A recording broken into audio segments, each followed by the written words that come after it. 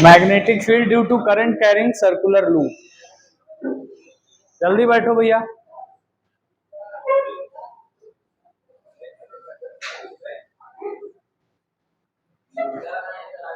हाँ, कल दोपहर में 1.5 घंटा प्रयास के बाद ये पता चला कि बिना डब्बा रखे काम चल सकता है।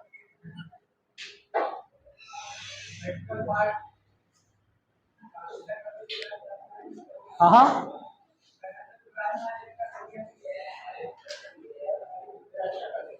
इसको चला दो भाई। चालू है तब सही। चलिए, हम लोग कल स्ट्रेट वायर से देख लिए थे क्या था मैग्नेटिक फील्ड। आज हम लोग पढ़ेंगे magnetic field due to current carrying circular loop. Circular loop का मतलब एक तार है, उसको हमने क्या किया, ऐसे गोल कर दिया। ठीक है, गोल करके इसका दोनों एंड क्या कर दिया, बैटरी से जोड़ दिया। अब उस तार में क्या हो रहा है, ऐसे करंट बह रही है। तो उसकी वजह से अगर हमको किसी पॉइंट पर क्या निकालना पड़े, मैग्नेटिक फील्ड निकालना पड़े, तो क्या आएगा, उसका डेरिवेशन हम लोग करेंगे। ठीक है, समझ रहे हो बात को।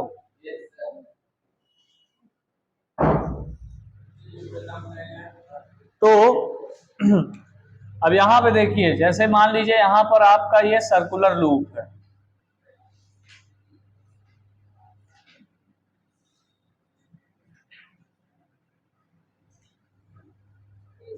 सर्कुलर लूप का मतलब समझिएगा, ये सर्कुलर लूप ऐसे है, बोर्ड से ऐसे बाहर निकलता हुआ ऐसे। ठीक है, ऐसे है। अब इसका सेंटर मान लेते हैं ये है। इस सेंटर से हमने एक डिस्टेंस लिया r, जहां पर एक पॉइंट है P, यहां पर हमें मैग्नेटिक फील्ड की इंटेंसिटी फाइंड करनी है। और इस सर्कुलर लूप में करंट जो है वो फ्लो कर रही है I। ठीक, कितनी करंट फ्लो कर रही है, I। हमने क्या किया, ऊपर एक छोटा सा एलिमेंट लिया dl। ऊपर क्या किया, एक छोटा सा एलिमेंट लिया dl, और नीचे भी एक छोटा सा एलिमेंट लिया क्या, dl। dl से हमने यहां पर इस P पॉइंट पर एक लाइन खींची। dl से इस P पॉइंट पर एक लाइन खींची, जो कि dl पर कैसा होगा भैया, dl से ये क्या होगा, 90 डिग्री। कैसे 90 डिग्री, जैसे ये मान लो सर्कुलर लूप है ऐसे। अब यहां से एक लाइन ऐसे खींची जा रही है पॉइंट P पर, तो ये dl के साथ कितना एंगल बनाएगी, 90 डिग्री बनाएगी। ठीक है, हमेशा ये 90 डिग्री पे होगी। उसके बाद यहां से भी वही काम किया गया।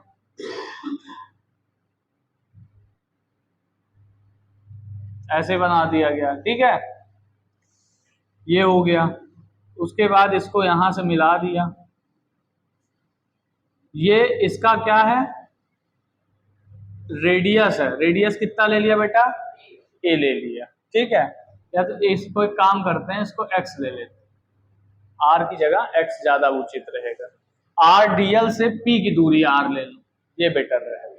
ठीक है, क्योंकि हमेशा हमने क्या किया है, एलिमेंट से पॉइंट पी की दूरी क्या लिया है, आर लिया हुआ। तो ये दूरी एक्स ले लिया, ये दूरी आर ले लिया। ठीक है, अब हम क्या करेंगे, यहां पर मैग्नेटिक फील्ड निकालेंगे। तो इस एलिमेंट के द्वारा जो यहां पर मैग्नेटिक फील्ड होगा, छोटा सा मैग्नेटिक फील्ड होगा डीबी, जिसका डायरेक्शन अगर हम यहां पर राइट हैंड थंब रूल लगाएंगे, तो यहां पर देखो ये वाला करंट का डायरेक्शन किधर है, इधर की ओर। तो भैया ये ऐसे होगा, देखो इस पी पॉइंट पे अगर देखेंगे तो ऐसे जाएगा इधर की। ठीक है, अरे ये तार ऐसे है, तो करंट ऐसे जा रही है, तो ये अंगूठा करंट के डायरेक्शन में, और इस पी पॉइंट पे अगर हम देखेंगे तो मैग्नेटिक फील्ड की डायरेक्शन किधर होगी, ऊपर की ओर।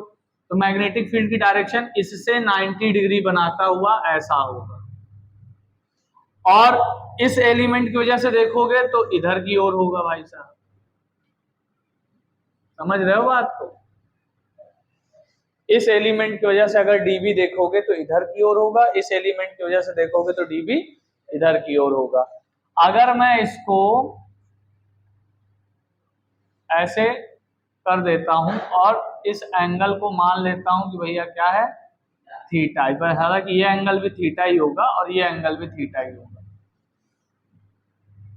तो इस dB को मैं दो कंपोनेंट में डिवाइड कर सकता हूं, ये हो जाएगा dB cos थीटा, इधर भी हो जाएगा dB cos थीटा, और इधर की ओर हो जाएगा क्या, dB sin थीटा, और नीचे वाले का भी हो जाएगा क्या, dB sin थीटा।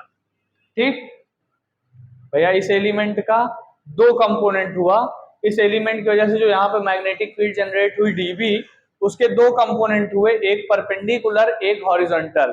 परपेंडिकुलर वाला component dB cos theta, horizontal वाले dB sin थीटा।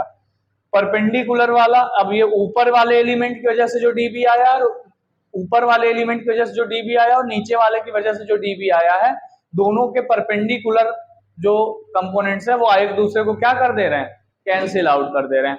इसी तरीके से हर पॉइंट पे जो आप डीएल लेंगे, सबका dB cos थीटा एक दूसरे को क्या कर देगा, कैंसिल आउट कर देगा, और मैग्नेटिक फील्ड जो आएगी वो सिर्फ और सिर्फ किसकी वजह से आएगी, dB sin थीटा की वजह से आएगी। ठीक है, अब अगर यहाँ पर बायो सेवर्ट का नियम मैं अप्लाई करूं, तो बायो सेवर्ट के नियम के according dB is equals to हो जाएगा क्या, mu naught upon 4 pi I dl sin theta, sorry ideal, हाँ साइन थीटा अपॉन एक्स, नहीं आर है ना, आर का स्क्वायर।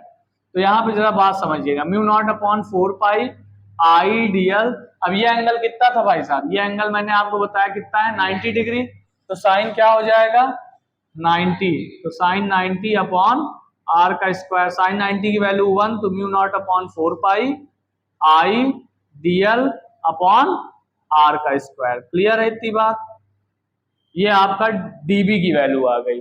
उसके बाद हमने यहां पर डायग्राम से समझा कि P पॉइंट पर टोटल मैग्नेटिक फील्ड कितनी है, dB sin थीटा। ठीक है, टोटल मैग्नेटिक फील्ड कितनी है, dB sin थीटा। तो मैग्नेटिक फील्ड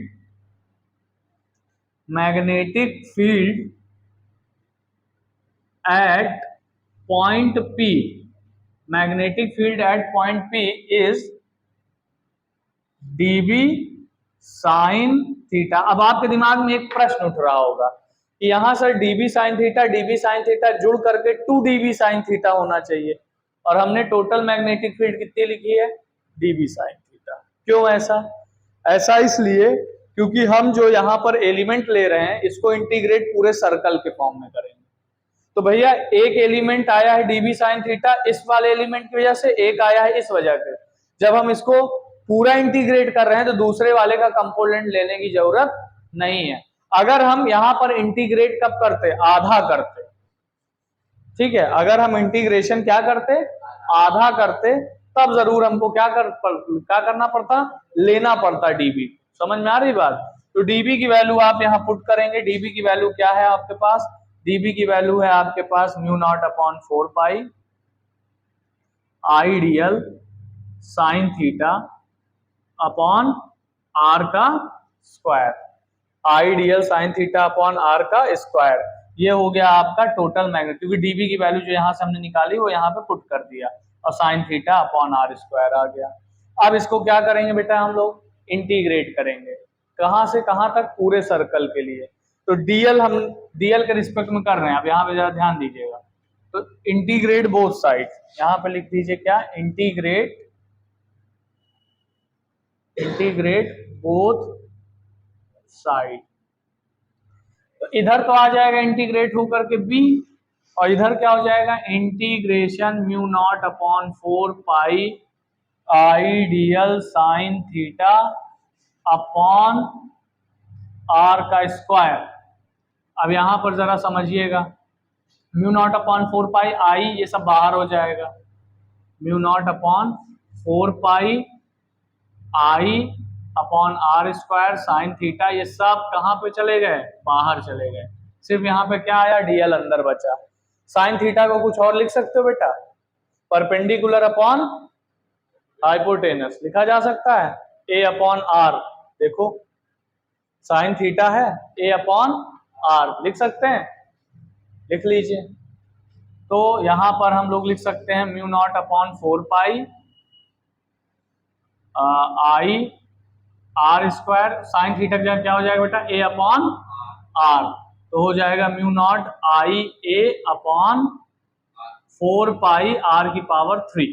क्लियर, इतने में कोई समस्या? इंटीग्रेशन किया बेटा डीएल का, पूरे सर्कल के लिए अगर डीएल का इंटीग्रेशन करेंगे तो इसकी लेंथ कितनी आती है, 2 पाई आर, तो इसका इंटीग्रेशन कितना हो जाएगा बेटा, mu naught upon 4 pi I into a into 2 pi a upon r की पावर 3। 2 पाई से 4 पाई कट गया, 2 बचा, ठीक है। उसके बाद ए मिल करके क्या हो गया बेटा, स्क्वायर हो गया, तो आई ए का स्क्वायर अपॉन आर की पावर 3, यही बचेगा 2 आर की पावर 3। बेटा पाई से पाई कट गया, 4 से 2 कट गया, तो 2 बचेगा, ठीक है।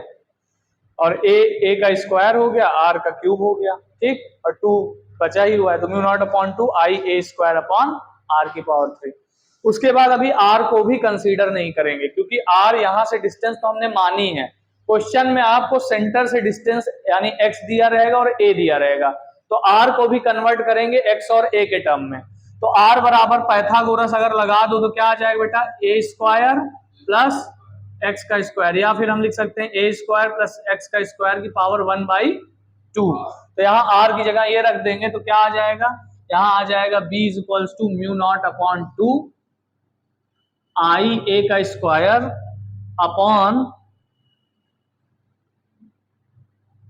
ए स्क्वायर प्लस एक्स स्क्वायर की पावर 3/2।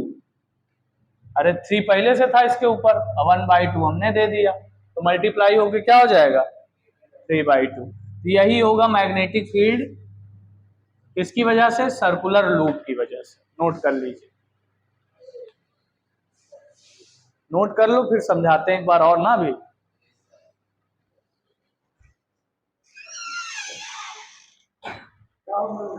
कुछ नहीं,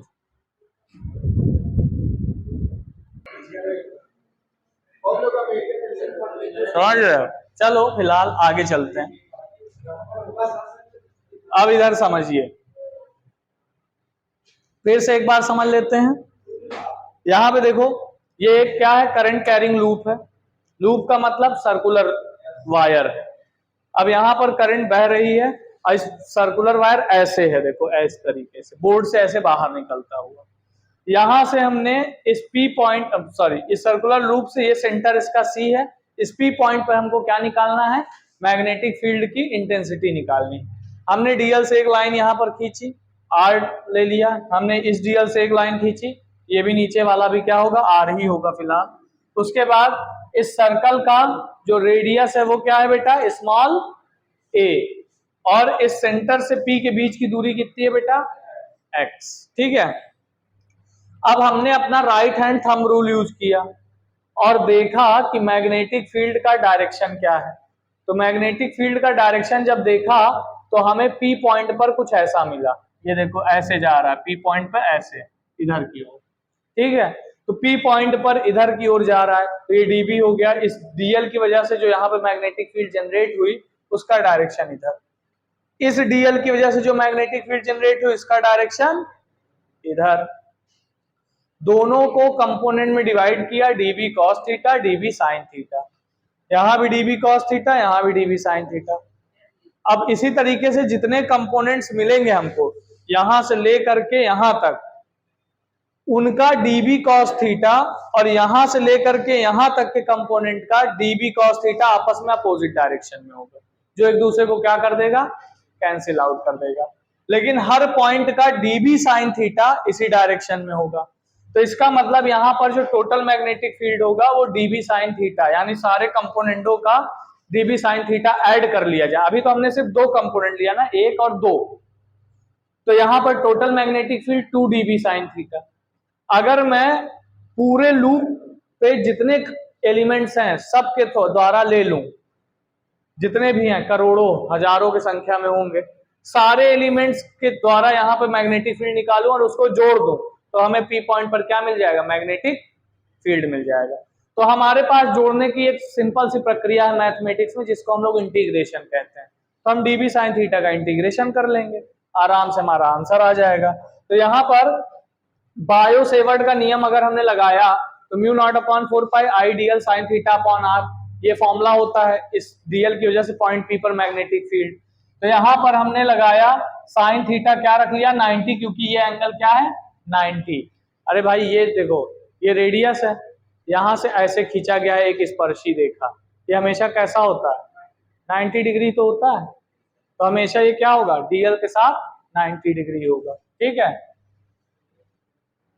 ऐसे होगा। देखो ये करंट डीएल का डायरेक्शन और ये आर का डायरेक्शन, देखो आर को कैसे भी कर लो तुम, ये डीएल का डायरेक्शन और यहां से तुमने जो आर लिया है उसको तुम कैसे भी कर लो, इधर से इधर हमेशा तुमको 90 डिग्री ही मिलेगा। ये देखो, चाहे ऐसे उठा दो चाहे ऐसे उठा दो, किधर भी घुमा दो मिलेगा 90 डिग्री। तो डीएल और आर के बीच में क्या है 90 डिग्री का एंगल, तो 90 मिल गया। तो ये 90 डिग्री 1 हो गया, आई डीएल अपॉन आर स्क्वायर हो गया, ये डीबी की वैल्यू मिल गई। और हमको वहां पता चला कितना है भैया total magnetic field at point P, dB sine theta. DB की जगह हमने वैल्यू रख ली, वैल्यू रखने के बाद हमने इंटीग्रेट कर दिया, इंटीग्रेशन के बाद सब बाहर आ गया, सिर्फ डीएल बचा। डीएल का इंटीग्रेशन जब पूरे के लिए करेंगे तो 2 पाई आर, और यहाँ कितना लिया है मैंने रेडियस ए, तो कितना हो जाएगा 2 पाई ए। तो डीएल का इंटीग्रेशन कितना हो गया 2 pi A. Mu naught upon 4 pi I upon are square, A upon sine theta की जगह हमने ये ले लिया लंब बटे कर्ण, यानी परपेंडिकुलर अपॉन हाइपोटेनस, तो ए अपॉन आर हो गया। तो आई ए अपॉन आर की पावर 3, डीएल मल्टीप्लाई हुआ 2 पाई ए आ गया, 2 पाई से 4 पाई कटा 2 आ गया, आई इंटू ए पहले से था, एक ए यहाँ आया, ए से ए मल्टीप्लाई होके ए स्क्वायर बन गया। तो mu naught upon 2 I a square upon are square. फिर आर को भी मैंने क्या किया, यहाँ पाइथागोरस लगा दिया, आर बराबर क्या हो जाएगा बेटा ए स्क्वायर प्लस एक्स स्क्वायर का पावर 1/2। तो मैंने यहाँ पे जो आर था, आर की जगह मैंने ए स्क्वायर प्लस एक्स स्क्वायर की पावर 1/2 की पावर 3 रख करके क्या कर लिया 3/2 हो गया। बात समझ में आई? ये आ गया आपका पी पॉइंट पर मैग्नेटिक फील्ड। अब मान लेते हैं यहां सिर्फ एक फेरा था, एक फेरा का मतलब एक बार तार को रोटेट किया, मान लो 2 बार रोटेट कर दिया जाए, 3 बार रोटेट कर दिया जाए, 4 बार रोटेट कर दिया जाए, तब जितनी बार आप रोटेट करेंगे मैग्नेटिक फील्ड उतने गुना बढ़ जाएगा। तो अगर मान लो आपका ये तार n फेरे कंटेन करता है, मतलब n बार इसको टर्न कराया गया है, तो इसका मैग्नेटिक फील्ड क्या हो जाएगा, इसका मैग्नेटिक फील्ड हो जाएगा B equals to mu naught upon 2 capital N I a square upon a square plus x का स्क्वायर की पावर 3/2। किसके लिए? फॉर कैपिटल N टर्न्स, यानी कैपिटल N फेरों के लिए। तो जितने फेरे होंगे उतनी गुना मैग्नेटिक फील्ड आपका बढ़ता चला जाएगा। क्लियर है भैया इतनी बात? बताइएगा। करंट, ये मैग्नेटिक फील्ड, ये करंट बेटा, ये तुम्हारा डीएल, डीएल में करंट किधर आ रही, इधर की ओर, ऐसे किया। अब पी पॉइंट तुम्हारा ये नीचे है, देख रहे हो ना? अगर मैं पी पॉइंट पर देखूंगा तो मैग्नेटिक फील्ड किधर आएगी ऐसे ही तो जाएगी, तो डीबी का डायरेक्शन उधर। क्या हुआ?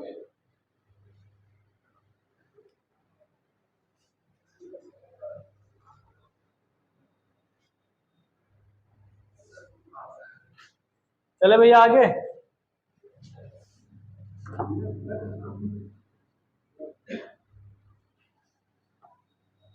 ज्यादा पढ़ाएंगे नहीं क्योंकि एक तो क्लास है, यही सर्कुलर लूप खत्म कर दें बस। अब अगर आप सेंटर पे देखना चाहते हैं, at centre,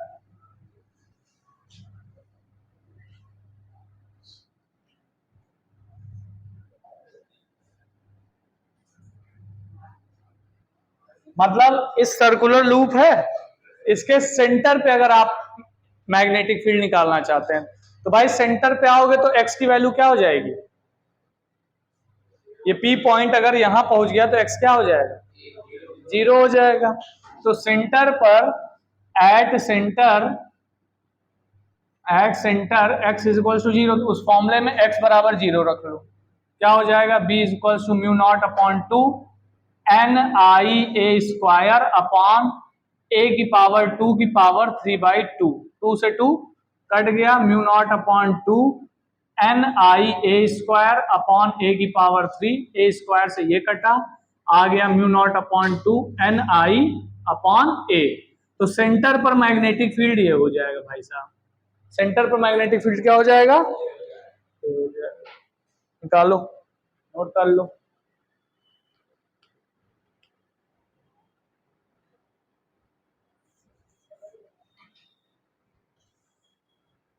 mu naught upon 2 NI upon a, ये सेंटर पे मैग्नेटिक फील्ड हो जाएगा।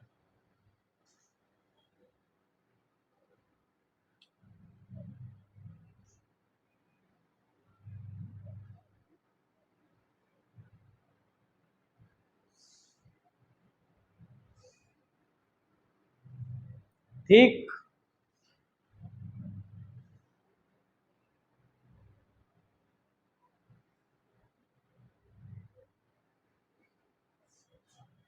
अब आपको कुछ डायरेक्शन बता दें उसके बाद फिर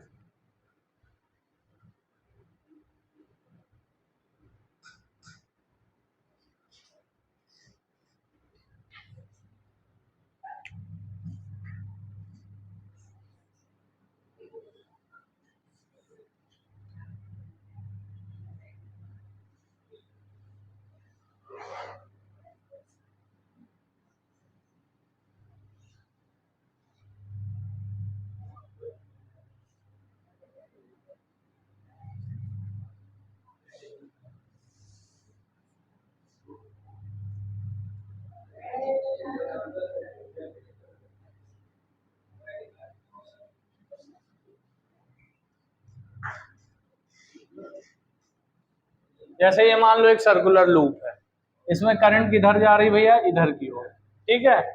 तो इसमें क्या होगा, आपका जो मैग्नेटिक फील्ड होगा वो ऐसे सर्कल के बाहर तो कोई मैग्नेटिक फील्ड नहीं होगा, हमेशा सर्कल के अंदर, मतलब ये जो सर्कल है इसके सेंटर पे यानी इसके अंदर या फिर इसी के डायरेक्शन में बाहर निकल, जैसे यहाँ पे सर्कल रख दिया तो सर्कल के अंदर ही यहाँ मैग्नेटिक फील्ड होगी, यहाँ होगी, यहाँ होगी, यहाँ होगी, सेंटर पे होगी, इसके पीछे होगी, लेकिन ऊपर और नीचे कोई मैग्नेटिक फील्ड नहीं होगी। और डायरेक्शन कैसा होगा, ये करंट इधर जा रही है तो करंट के डायरेक्शन में अंगूठा लगाइए, इधर जा रही है ऐसे, ठीक है। तो यहाँ पर जो मैग्नेटिक फील्ड का डायरेक्शन होगा वो ऐसे रहेगा,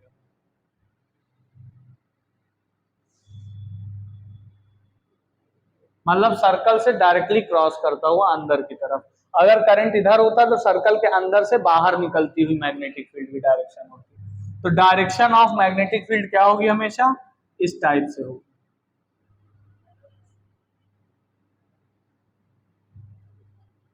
समय बताओ एक बार बस, अरे तो ऐसे ही ले लो यार, लो ऐसे ही ले लो, जा तो इधर रही ना। अरे यार दाहिना हाथ लो, करंट किधर जा रही, ऐसे, ये उंगली करंट के डायरेक्शन में, अंगूठा किधर बताएगा, तुम्हारा दाहिना हाथ कौन सा करते, बाएं हाथ से करते, तो अंदर गई, बताओ दाहिने की जगह बाया यूज करा गलत बता रहे। अब गजब बेइज्जती कर रहे हो यार तुम, ठीक है। दाहिना हाथ लो बेटा, बाया बाया लोगे तो नियम पलट जाएगा, राइट हैंड थंब रूल है, ठीक है। तो यहीं तक रहने देते हैं, इसके कुछ अब लिख लो,